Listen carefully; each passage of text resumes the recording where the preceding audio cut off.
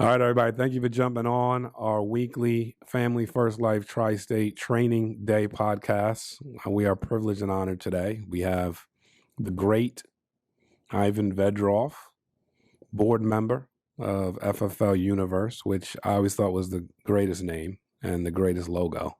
Colors, the guy looking up, that's just great. But Ivan, we have, you've seen everything. You've carved your way pretty quickly into an elite producer.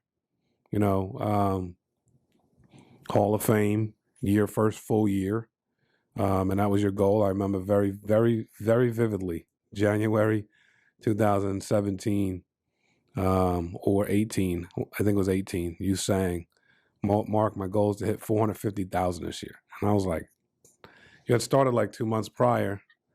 And I was just like, wow, like that's aggressive. And I was like, but that's great. You're focused, and you certainly hit over 400. You hit 500 that year. And then 2019, you hit over close to 700,000 in premium. This year, you're in the Hall of Fame again, but it feels a little different this year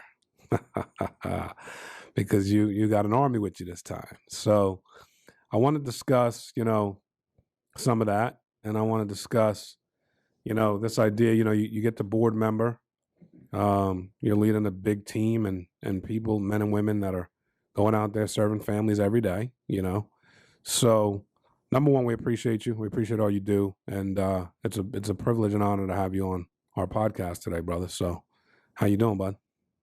Could not be better, Mark. Thank you so much for bringing me on.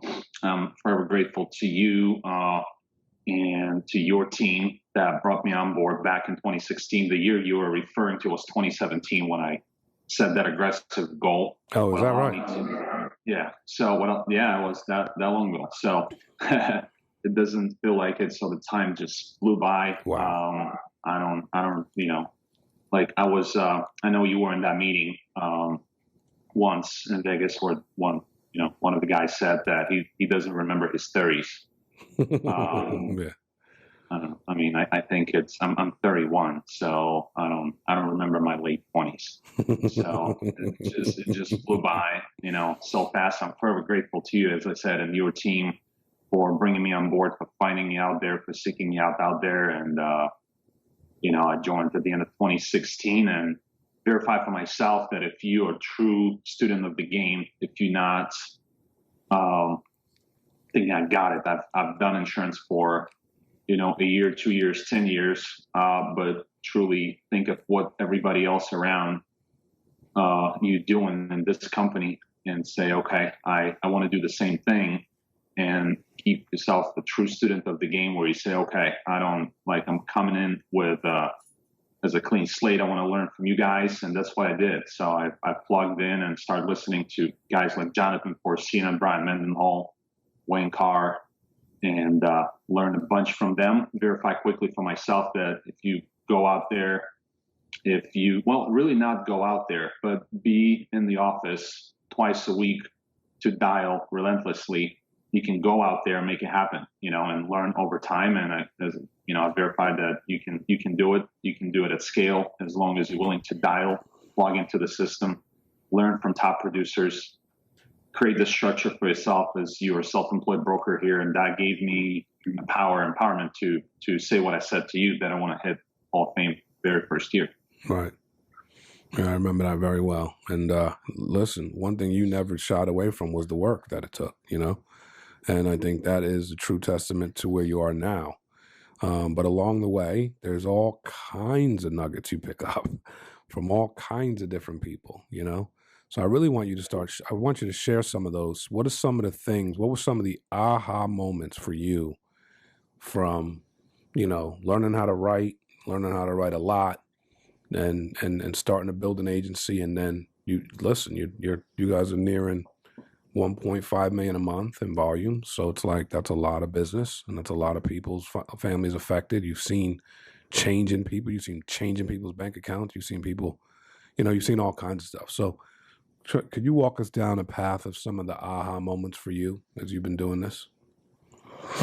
Yeah. So the first one was you need to care about people. So, and that's when your life will change as individual producer, as a personal producer. Whatever your goals are, is to either just produce, or if you understand the big picture, then you know that you can also build a massive organization here and build a business. Then it's still going to help you fund that business is if you start caring about people. So, I mean, I'm not going to lie, I wasn't 100%. It was all about me. It's all about taking care of my family and my dad and my bills, and having money in my bank account more than anything. So I was, and it was the first aha moment for me when I realized that if I truly put people first before me, and I'm talking about clients now, it's gonna allow me to truly catapult the business, because that was the goal for me. I realized pretty quickly that I wanted to build. I obviously didn't know how. I kept hearing from you that you can walk and chew the gum at the same time. So I love that one. So I would get frustrated all the time. And after I've learned, obviously, about caring for people,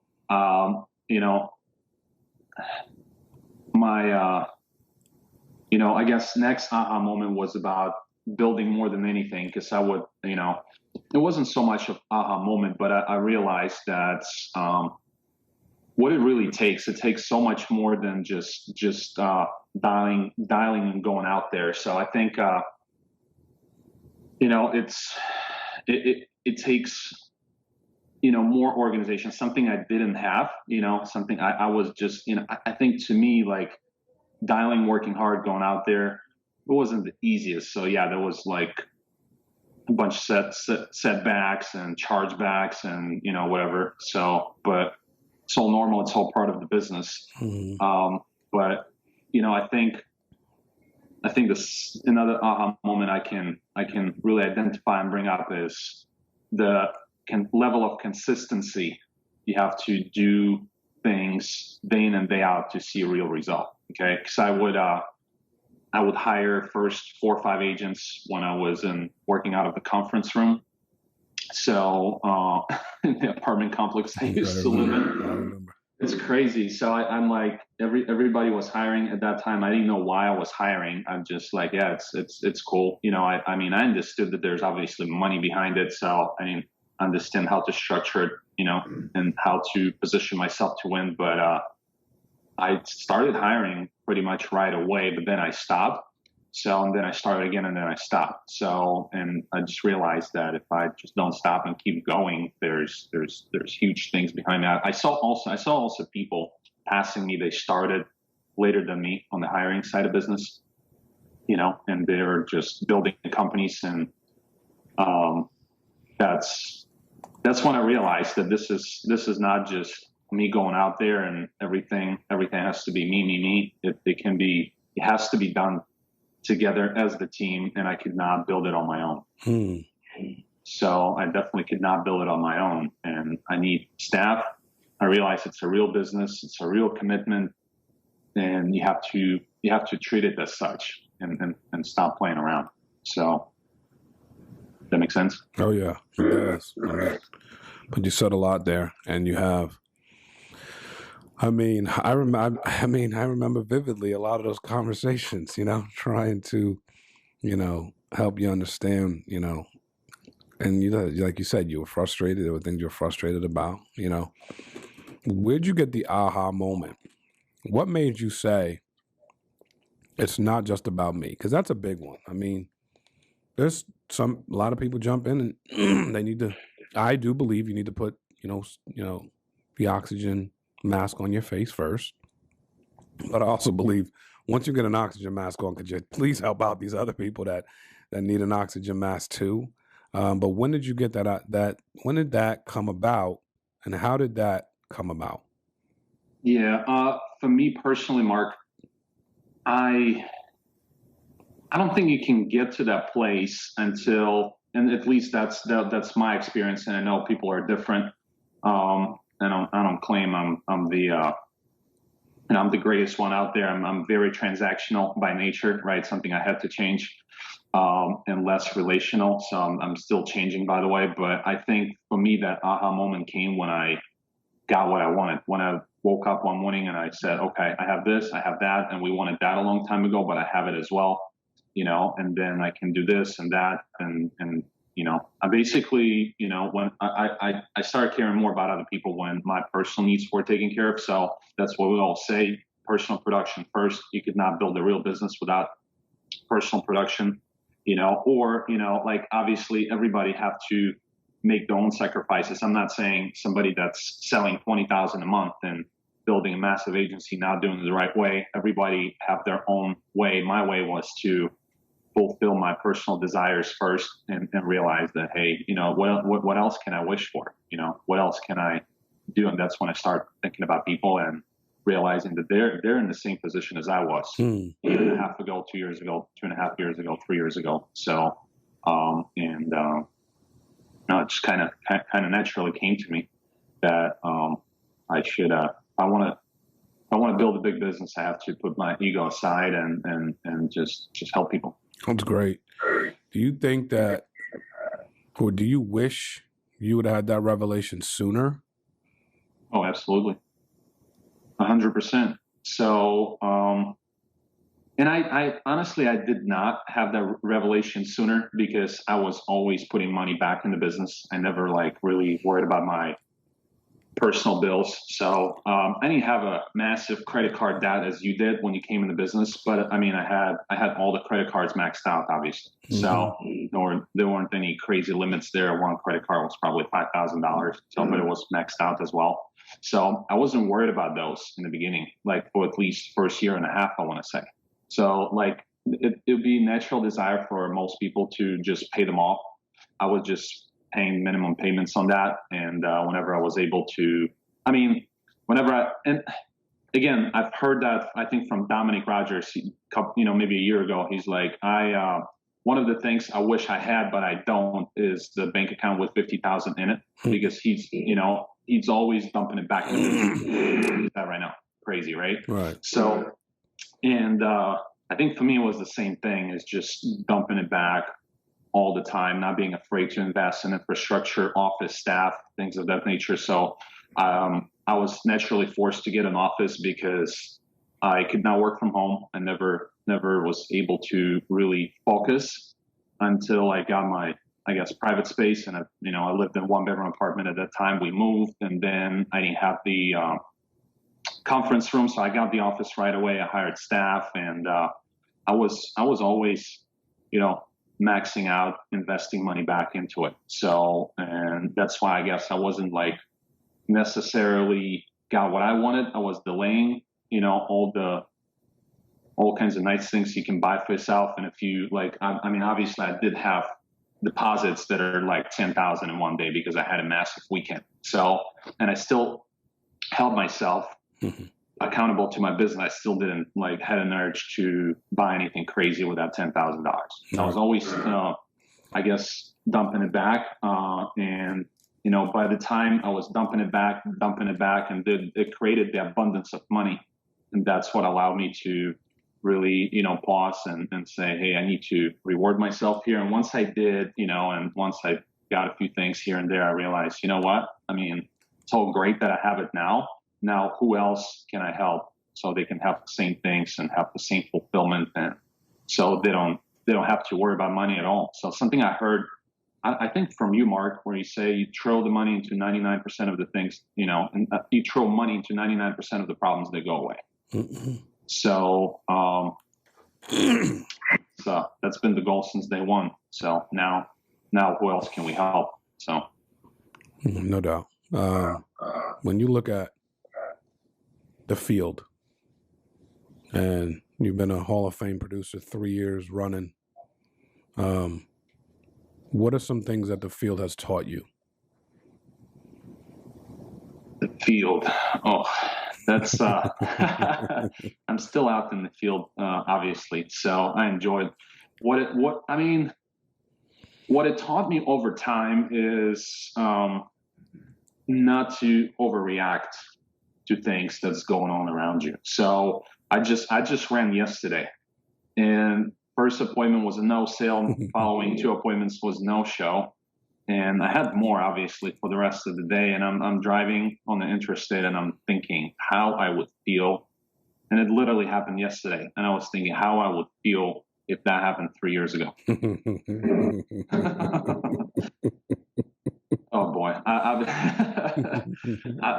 be freaking out. I'd be like, I mean, I would need to do real serious effort. Will apply real serious effort to switch, to make a shift in the mindset about how can I push the rest of the day. Now it's not even an option to think negatively, because I understand the numbers better. So I think that's number one thing it taught me, is that I want to, if I prepare the day before, I have nothing to worry about.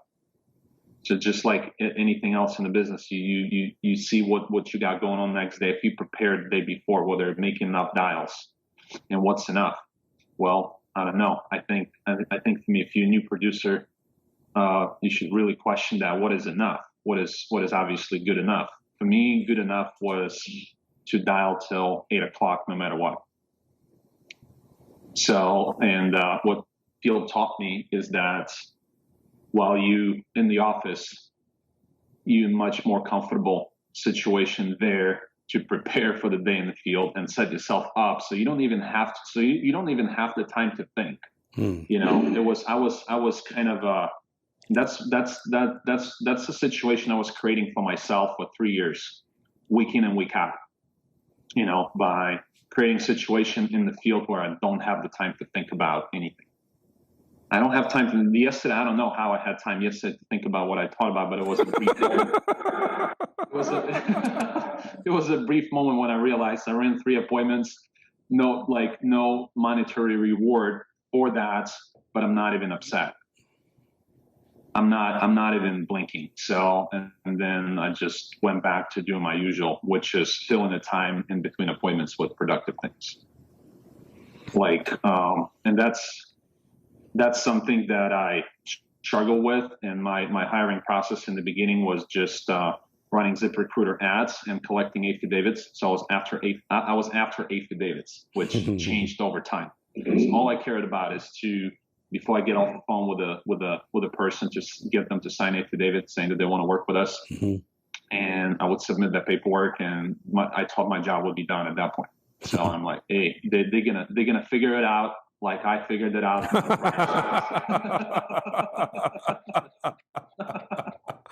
That's great.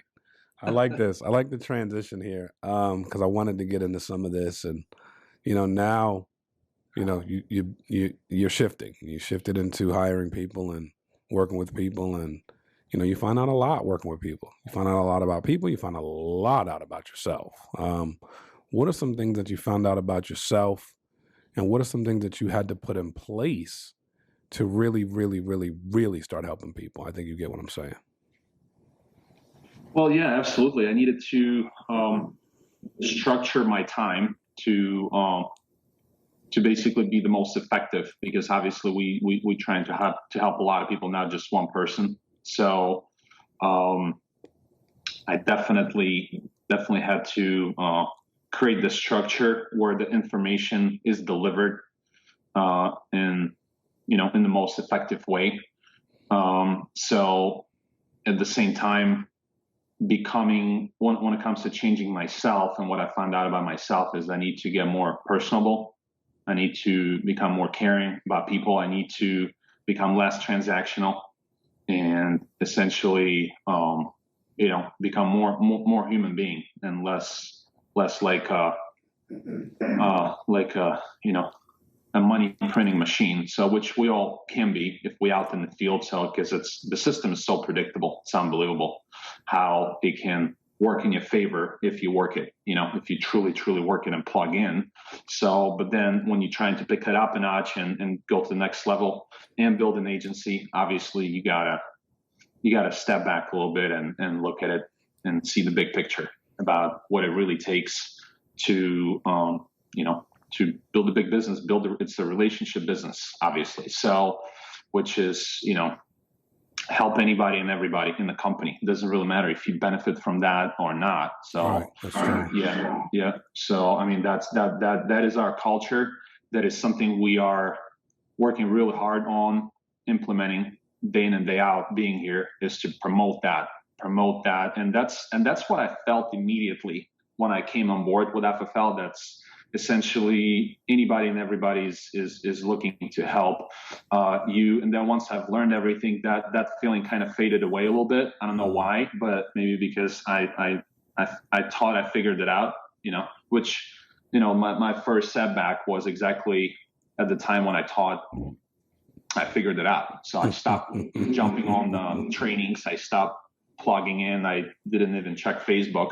It was probably 5 months in. So at that point, I probably issued close to 100,000 total from the time I started. So I issued probably 40 in the first 2 months and probably 60 through the first 3 months of maybe a little more, but it doesn't really matter. So I just thought I figured it out because I had some money in the bank account. So, and that feeling kind of faded away. I didn't think I needed that anymore. So, and the first wave of chargebacks rolled in. And, so yeah, imagine you're on the shore swimming and there's a big wave and it just hits you right into your head, and then you hit your head on the sand on the bottom. So, and you're like, whoa, what just happened? Wow. And then you look around and you realize you need people, and probably people need you in the way, because we all feed each other. We all get inspiration from each other, and you never know who's looking. You never know who's the next person you can inspire. So I look at the posts of new people on the Facebook, saying what they do and what they've done, and that's just a reminder. Hey, you should not neglect the basics. You should go back to basics. So I think that taught me. Ever since, I haven't abandoned the basics, whether it's personal production or whatever else. And I remember making a post on Facebook, just posting a picture of my dials for the day. I was probably a year and a half in. It was right before my travel trip. So I basically, I dialed a lot, and I posted that picture. Somebody left a comment there in the post saying, "Hey, Ivan, why are you still tracking your dials?" Well, because it's the basic of the business. You could not go by without tracking your dials. Right. I mean, what are you doing? How do you know at 3:00 how many dials you made? I mean, yeah, what matters is appointments, obviously. So, but if you just stick to the basics, it's going to do it. So at that point, what the first wave of chargebacks taught me is to go back to it, keep plugging in, and become more human, help out people that you can inspire, and they'll inspire you in turn. And, that's just, we all here to help each other. So if we absolutely could not forget about that. So if you feel like you figured it out, if your bank account is big and if you're feeling okay, all your bills are paid. So don't forget to go back and encourage other people. Just simply leaving a comment on somebody's post that's new can be so encouraging. You don't know how long it can go. No doubt. So I love it. What are some systems you have in place now that you got a recruiting machine? You're recruiting, you're bringing people in every week, you're getting people going. What are some things that you found along the way that help get people out in the field writing business? Yeah, for sure. So first of all, I think if you're paying attention to numbers, it would help you grow the agency, right? So, and you would have more chance to be way more predictable for you to get people out there in the field, right? So the number one thing I think everybody should pay attention to is the number of contracts they submit every single week, right? So it's not just, hey, how many people we hired, how many people we spoke to.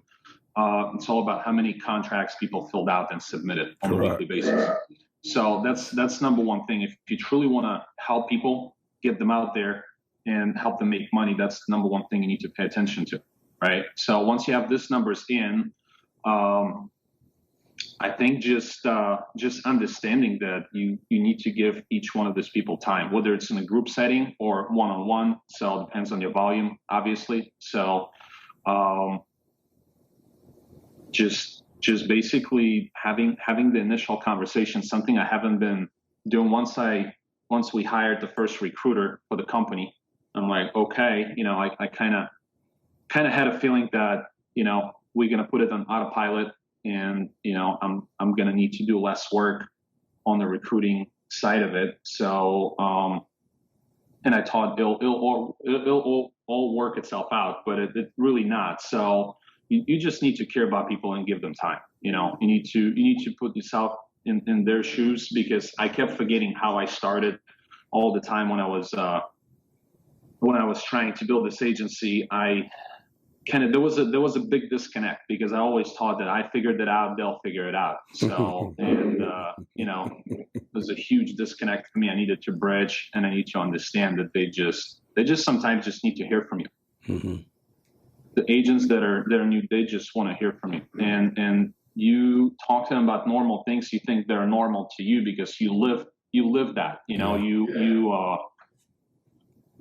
have all this knowledge, which you consider basic knowledge, that you expect them to have and to understand, to be on the same page with you, but they don't, because they don't know what they don't know. So, and making sure you reach out constantly to new agents and stay in touch with them, something that helped us, elevate the game and keep pushing forward and put people out there in the field quicker.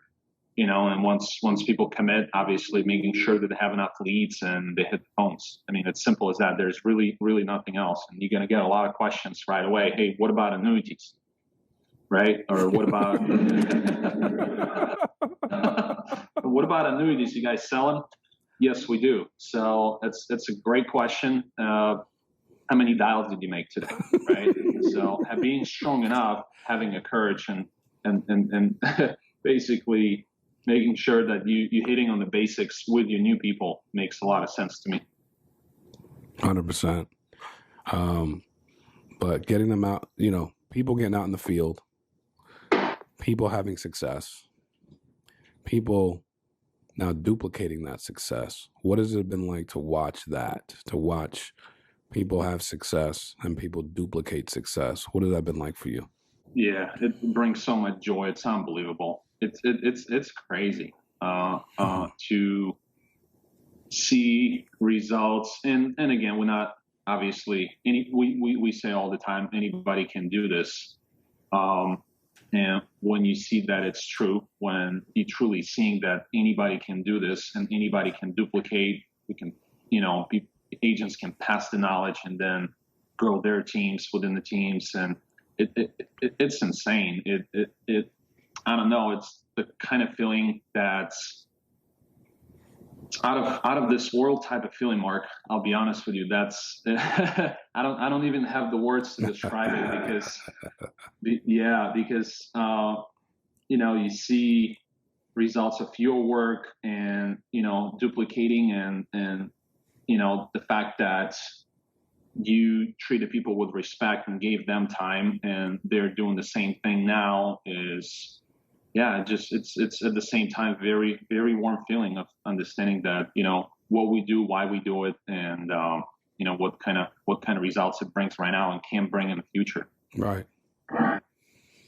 Listen, with everybody, not everybody, but with more business owners, more entrepreneurs focused on doing partnerships with integrity and seeing that as a valuable piece. I think for me, watching that has seen, a lot of people kind of waste a lot less time and straighten up and be very focused and very serious about their day-to-day business. And I think it's definitely catapulted growth, and I think seeing, guys like yourself and many others that are looking to do partnerships with integrity and put themselves in a position for their family and their agencies that are, basically it's like being in the Hall of Fame, for real. I mean, like, it's the insurance Hall of Fame, and it means you helped a lot of people. And, that's, I know that's a goal of yours and something that you're pushing towards and probably very close to. And I know you've seen that integrity effect What did that do for you in your business? Yeah, that's everything exactly what you described is, it's easier to paint the picture for the groups you have, and they understand. I mean, it's crazy. It creates this effect of people pushing towards the same goal. And before I can say I was dizzy, just walking around, just hoping it works. And now it's determination is like, it's no joke. I mean, I'm not gonna lie. I wasn't excited as much popping out of bed at 4:30 in the morning, 5 o'clock in the morning before. So that wasn't the case. It wasn't like, hey, let me plan 2, 3, 4 weeks out, to make sure we are productive. That wasn't the case. It was like, I only seen 3 days out. Today's a dial day, and next days are the run days. And then the evening I gotta report my numbers.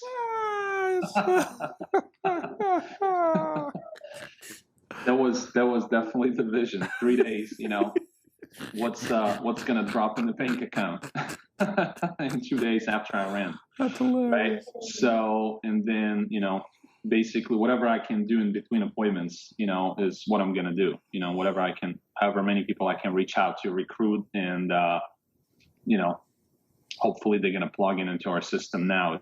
It's entirely different approach. It's seeing that it's not only possible. It's not only possible at your level, Mark, right? It's totally possible across all levels. If you just got on board and you're watching this, and if you want to get serious, if you want to become a partner, it's not out of this world. It's not like it's impossible. I think it's if you think about it, it's so much. It's easier than. It's not easy to do it. I get it. It's just not. It's a lot of work. It's day in and day out grind. But I think for all the new people that come on board, they have a bigger goal, bigger vision right now. So before it wasn't the case. No one's been playing for this integrity deals, right? So now it's I think it's everybody pushing to the limits. So which I love seeing that. Yeah. I absolutely love seeing that. It's great. Yeah, it's fantastic. Well, listen, man, you are, it's an honor and a privilege for me to see, what you've, done with this platform and what you're going to continue to do with this platform, from, just that hard work ethic, head down, straight killer mindset to, like a business executive. You know what I mean? And it's amazing to watch. I mean, there's joy at so many different stages, There's joy in people developing at so many different stages, and it's just, it's great to see this stage. Don't get me wrong. I think a lot of the other stages were great. You coming on and writing that much premium in a year, and, you starting to develop an agency, you starting to the aha moments, the amount of stuff you went through to get the team you have now. And, it's just all kinds of developmental benchmarks, if you will. But to see where you're at now is truly an honor. So appreciate you, man, more than you know. Thank you for all your contributions, everything you do to serve the team and really to help create vision and value for everybody out there, no matter, Family First Life universe. And I mean like the universe of Family First Life and then FFL Universe. That's great. But no, man, it's just a pleasure. It's been a pleasure. It's a pleasure to watch, and I appreciate you pouring in all the time, bro. So thank you so much. Hey, Mark, thank you, team, and Tristate's the best. I mean, I'm forever grateful to you guys, and to you, Mark, personally. So it's my pleasure and my honor to be here and be part of your team. So appreciate everything you've done for us. Well, listen, guys, thank you. Another big week on training day. You definitely want to catch this one and play it back. A lot of nuggets through the years. I like the reflection podcast that we do that sometimes, but this is a good one and a lot of value here. So appreciate everybody. Let's make it a big week. God bless. Thanks, Ivan.